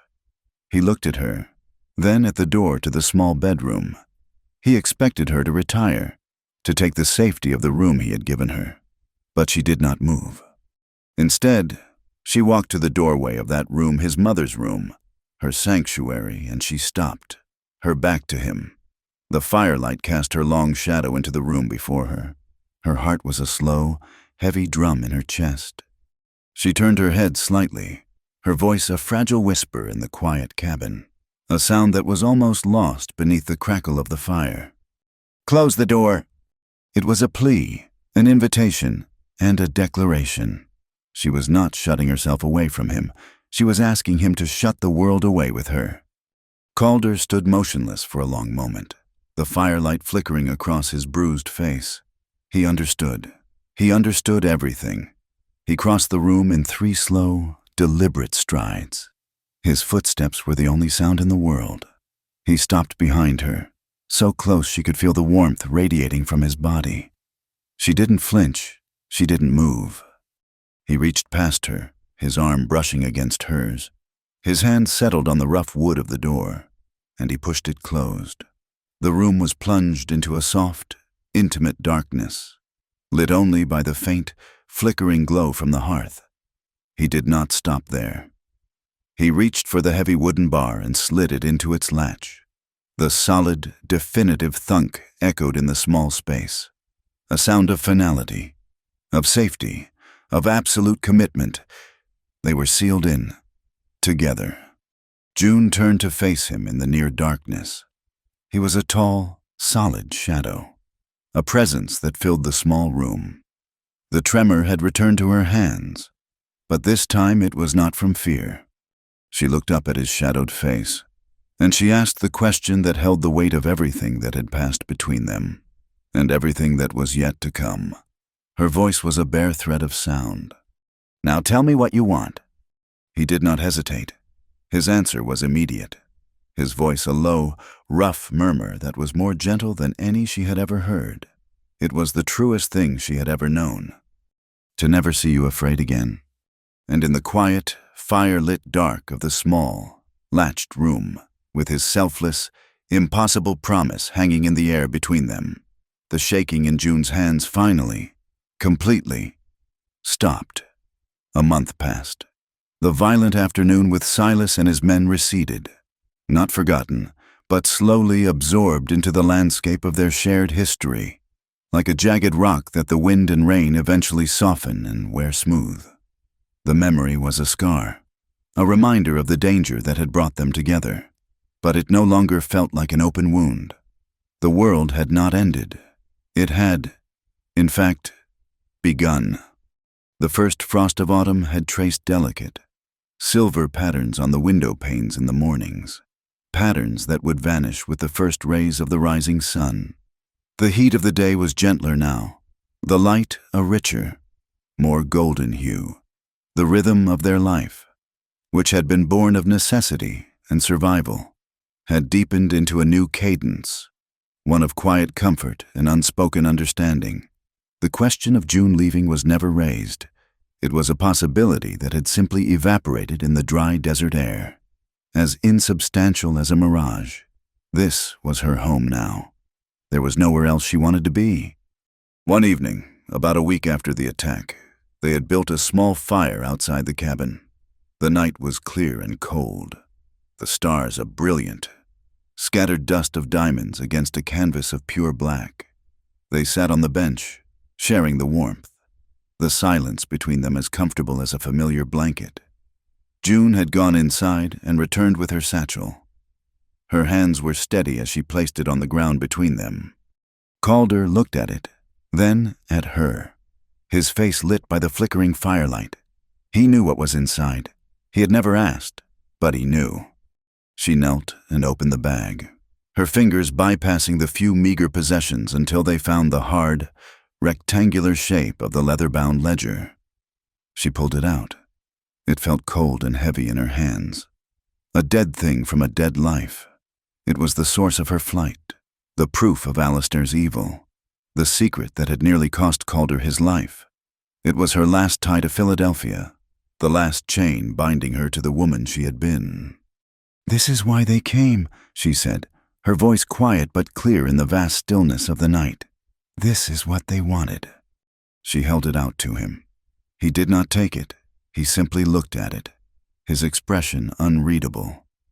"It is proof," she continued. "It could ruin him.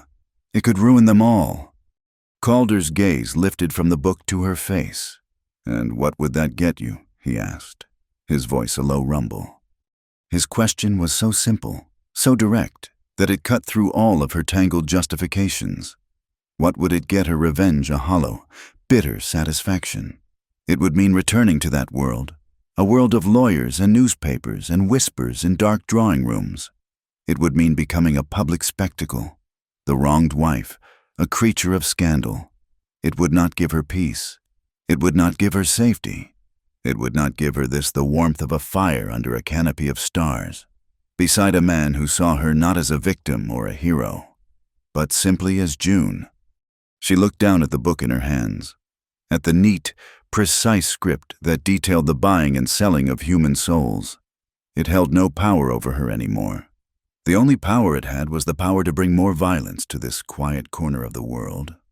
Slowly, deliberately, she opened the ledger to its first page and held it to the edge of the fire. The corner of the dry paper curled, blackened, and then, with a soft whoosh, it caught flame. A bright, hungry orange tongue licked at the ink, consuming names and dates, turning evil into ash. She held it until the heat grew too intense. Then she gently tossed the burning book into the heart of the fire. They watched together as the flames devoured it. The leather cover warped and blistered. The pages curled into black, brittle scrolls, a plume of pale gray ash, carrying the last vestiges of Alistair Finch's secrets, rose on the cool night air and drifted up toward the indifferent stars, disappearing into the immense darkness. When it was done, there was nothing left but a few glowing embers where the book had been. June felt a profound, shuddering release, as if a heavy cloak she had been wearing for years had finally been lifted from her shoulders. She was free, not because she had escaped, but because she had let go. She looked at Calder, and he was already looking at her. A slow, gentle smile touched her lips, and this time he did not look away. He simply nodded, a deep and quiet understanding passing between them in the firelight. In the weeks that followed, they began to build a future, not with words, but with their hands. On one of his trips to Dry Valley, Calder brought back a bolt of simple, cream-colored cotton cloth. He left it on the table without a word. June knew what it was for. She spent the next several days cutting and sewing, her needle flying with a new, joyful purpose. She made curtains for the 2 small windows in the cabin. When she hung them, the harsh, direct sunlight was transformed into a soft, diffused glow, and the stark, masculine space was softened, gentled. It was a small, simple change, but it was profound. The cabin was no longer just his shelter. It was their home. While she sewed, he worked outside. He began to build a small, sturdy structure on the far side of the corral, using scrap lumber and a skill that was both practical and precise. When she asked what it was, he answered with a single word: chickens. The word was a promise. It spoke of mornings to come, of fresh eggs, of a life that was not just about surviving, but about living. It was an act of faith in a future that included her. Their only neighbor was a family named Miller, who had a small, hardscrabble homestead a few miles to the west. One day, the Millers' youngest son, a boy of about 10 named Tom with a sun-bleached thatch of hair and a constellation of freckles across his nose, rode over on a shaggy pony. He was carrying a sack of potatoes his mother had sent over in trade for some of Calder's jerky. June was outside, tending to a small, determined herb garden she had started near the cabin door, coaxing life from the stubborn soil. Tom slid off his pony, his eyes wide with a boy's open, unabashed curiosity. He had seen her from a distance before, but he had never been this close. He stared at her, then at the new curtains in the window, then at the nearly finished chicken coop. He was putting the pieces of a new puzzle together in his head. He handed her the sack of potatoes, his gaze flicking from her to Calder, who had stopped his work to watch them. Finally, the question that was clearly burning in his mind tumbled out. "Are you Mr. Calder's wife?" he asked, his voice piping and clear in the still afternoon air. The question was so innocent, so direct, it seemed to hang in the air for an eternity. It was the question that neither of them had dared to ask, the truth they had been living without ever giving it a name. A flush crept up June's neck, a warmth that had nothing to do with the sun. She looked at Calder, a silent, flickering question in her own eyes. His expression was calm, his gaze steady on her, waiting for her answer. June turned back to the boy. She did not say yes, she did not say no. She simply smiled. It was a soft, gentle, and utterly serene smile. A smile that held all the peace and contentment she had found in this small, quiet place. It was an answer more complete than any word could ever be. Tom, satisfied with this non-verbal confirmation, simply nodded. "Ma said to say thank you for the jerky," he said, and with that, he scrambled back onto his pony and rode off, leaving the question hanging in the quiet space between them. That evening, the atmosphere in the cabin was different. The unspoken had been spoken, brought into the light by the simple curiosity of a child. They ate their meal of potatoes and salted meat in a new kind of silence, one filled with a soft, humming tension. Every glance was charged with a new meaning. Every shared moment held a new weight. When the time came to retire, June went to her room as usual. She lit the small candle on the chest, its flame a tiny, wavering star in the darkness. She stood before the door for a long time, her heart a slow, steady beat in her chest. The door, which had once been a barrier to be barred against the world, was now something else. It was a threshold. Slowly, she reached out and pulled the door toward her, but she did not close it all the way. She left it slightly ajar, a small gap of invitation in the darkness. She had just turned back to her bed when she heard it, a soft, hesitant knock on the half-open door. It was Calder. He stood in the opening, a tall, solid silhouette against the firelight of the main room. He did not speak. He did not move to enter.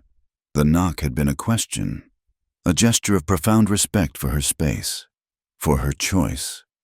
He was waiting for her answer. June looked at him, at his strong, quiet face, at the man who had asked for nothing and given her everything. She saw her future in his steady gaze, a future as quiet and vast and beautiful as the desert sky at night. She did not need to speak. She gave him her answer. She turned her back to the door, to him, and walked slowly to the small window. She presented him with the ultimate act of trust. She was not watching, not waiting. She was simply accepting his presence, leaving the choice, the final step, entirely to him. She left the door as it was, open and unlocked. Thank you so much for listening to our story. We'd love to know where you're tuning in from, so please drop a comment below and share your thoughts. If you enjoyed this tale, consider subscribing to our channel, Wild West Stories 1850, and give this video a like. And if you'd like to help even more, please hit that hype button to help this story be heard by more people.